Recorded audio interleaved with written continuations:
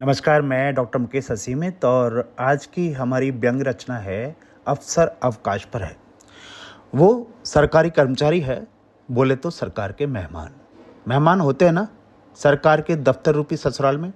कहते हैं रोज रोज ससुराल जाने से इज्जत कम होती है, बस इसी वजह से इन्हें छुट्टी लेनी पड़ती है, बहाना बनाना पड़ता है। सरकार बुलाती रहती है, आओ आओ पावना, पधारो हमरे द्वार। आप इसे ससुराल नहीं अपना घर ही समझें, बल्कि मैं तो कहूँ इसे आप खला का घर भी मान सकते हैं। जो आप घर पर काम करते हैं नींद लेने का, वो यहाँ भी कर सकते हैं। अब इसमें बुराई क्या है? देखो तो सरकारी महकमों को बिल्कुल सरकारी सा लगे, इसके लिए ज़रूरी है कि वहाँ आम जनता के छक्के छुड़ाने के लिए सरकारी कर्मचारी छुट्टी पर रहे। बस एक चपरासी बाहर गेट पर बिठा दिया जाए, एक तोता रटंत वाक्य के साथ, साहब अवकाश पर है। वैसे भी साहब होते हैं तो भी सिर्फ उनका शरीर ही वहाँ उपस्थित होता है, आत्मा तो तब भी छुट्टी पर ही रहती है। मन कहीं दूर हवाई सैर करता स्विट्जरलैंड की वादियों में भटकता रहता है। आत्मा छुट्टियाँ स्वीकृत करने वाली फाइलों में या टीए और डीए के बिल सेट करने में लगी रहती है। सरकार का अपना ही रोना है, खजाना खाली है, तनख्वाह कहाँ से बढ़ाएं, नया वेतन आयोग लागू करेंगे, बस आप अगली बार भी हमारी सरकार बना देंगे तो। वो पिछली बार भी वादा किया था आपने। हाँ जी किया था, चलो हम मान भी लें, नया वेतन आयोग बना भी दें, पर क्या गारंटी है कि आप हमें ही वोट देंगे? चलो कोई नहीं, इन महकमों की छुट्टियाँ ही बढ़ा देते हैं। वैसे भी महकमा तो बाहर बोर्ड टांग देने से भी चल जाएगा। अफसर के होने या न होने से क्या फ़र्क पड़ता है? सरकारी अधिकारी तनख्वाह छुट्टियों की लेते हैं, काम की थोड़े ही। काम करने के लिए सुविधा शुल्क लेने की सुविधा दे रखी है। इनकी अर्जित अवकाश, चिकित्सा अवकाश, विशेष अवकाश, पितृत्व अवकाश कैलेंडर मार क्यों रहते हैं? अगर भारत की आज़ादी का दिन रविवार को आ जाए तो इन्हें ऐसा लगता है जैसे देश फिर से गुलाम हो गया हो। छुट्टियों की चाह में इन्होंने हर वो बहाना आजमाया है जो संसार में उपलब्ध है, हर वो बहाना गढ़ा है जो भूतो भविष्यति कहीं अस्तित्व में नहीं था। दूर के पास के काल्पनिक अकाल्पनिक रिश्तेदारों को तो ये न जाने कितनी बार इस लोक से परलोक की यात्रा करा चुके हैं। कहते हैं इस लोक से परलोक का टिकट वन वे होता है।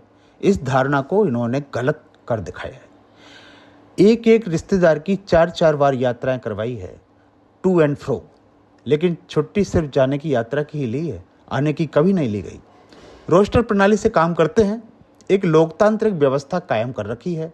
क्या नानी, क्या चाची, क्या दादी, क्या परदादा, दूर के हो या पास के या फिर घर के, सभी रिश्तेदारों को बराबर का हक मिलना चाहिए इनके हाथों दिवंगत हो जाने का।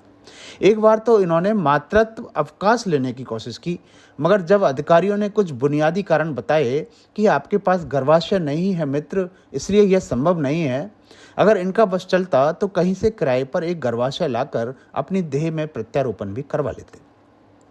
बहाने की भी एक तहजीब होती है साहब। यह ऐसा साहित्य है जिसमें वाचिक और लिखित दोनों परंपराएं होती है। सिर्फ लिख देने भर से, कागज पर बहानों की कालिख पोत देने से और उस कालिख को बॉस की आंखों में झोंक देने से काम नहीं चलता।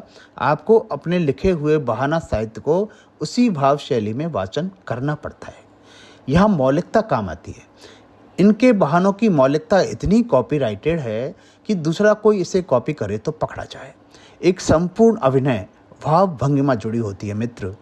चेहरे पर दुनिया भर का दर्द, आंखों में नमी और झुकी हुई कमर, ये सब गेट से ऑफिस के बाहर निकलने तक बरकरार रखना पड़ता है। बीच रास्ते में गर्दन जिराफ की तरह निकालकर झांकते सभी सहकर्मियों के शक भरे संदेश भी झेलने पड़ते हैं। हो सकता है कुछ शोक सभा में शामिल होने का बहाना करके आपके साथ हो लें। आपको सर्वहिताय सर्व सुखाय की भावना से उन्हें यह अवसर देना चाहिए। ये महाशय नौकरी करते ही इसलिए है कि छुट्टी का प्रावधान है। छुट्टी नौकरी की बोरिंग यात्रा में एक खूबसूरत पड़ाव है जहां चादर तानकर सुस्ताया जा सके। और तो और ये तो रिटायरमेंट के बाद भी नौकरी का विस्तार करवा लें, बशर्ते इनका छुट्टी का अधिकार इनसे छीना न जाए। हमारे इन अवकाश प्रेमी महाशय का दफ्तर में एक अलग ही जलवा है। इनकी हाजिरी रजिस्टर में नहीं बल्कि इनके कैलेंडर पर दर्ज होती है। जहाँ किसी गृहिणी के उन दिनों को कैलेंडर पर मार्क किया होता है, वैसे ही इनके उन दिनों को भी जब ये ऑफिस में पधारते हैं उनको भी मार्क किया होता है।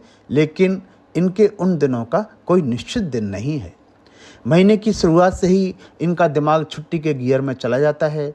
किस दिन कौन सी सरकारी छुट्टी पड़ने वाली है, उसके आगे पीछे किस तरह कैजुअल लीव या अर्जित अवकाश को सेट करना है, इसकी योजना ये किसी युद्ध की रणनीति की तरह बनाते हैं।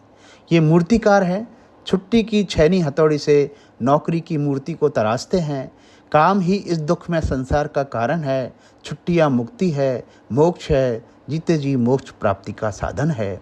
छुट्टी को आलिंगन करते हैं, उसे उत्सव की तरह मनाते हैं। इस उत्सव से थककर जब काम पर लौटते हैं तो थकान मिटाने को एक दिन अतिरिक्त छुट्टी की गुहार लगाते मिल जाएंगे। इनकी अवकाश प्रेम की कहानी दफ्तर के गलियारों में लोक कथा बन चुकी है। बहुत बहुत धन्यवाद। उम्मीद है इस सप्ताह के व्यंग रचना ने आपको मुस्कुराने को और सोचने को मजबूर किया होगा, दोनों का ही अवसर दिया होगा। आपको ये व्यंग कैसा लगा कमेंट में मुझे लिखकर ज़रूर बताएं।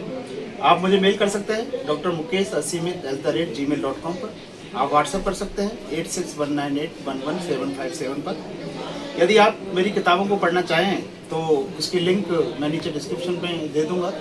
आप अमेजॉन पर, फ्लिपकार्ट पर बुक संग्रह को बना सकते हैं। और हाँ, चैनल को ज़रूर सब्सक्राइब करें, लाइक करें। अगर आपको मेरी व्यंग रचना अच्छी लगती है तो आप उन्हें साझा भी करें, तो और भी इन रचनाओं का लुत्फ उठा सकें। धन्यवाद।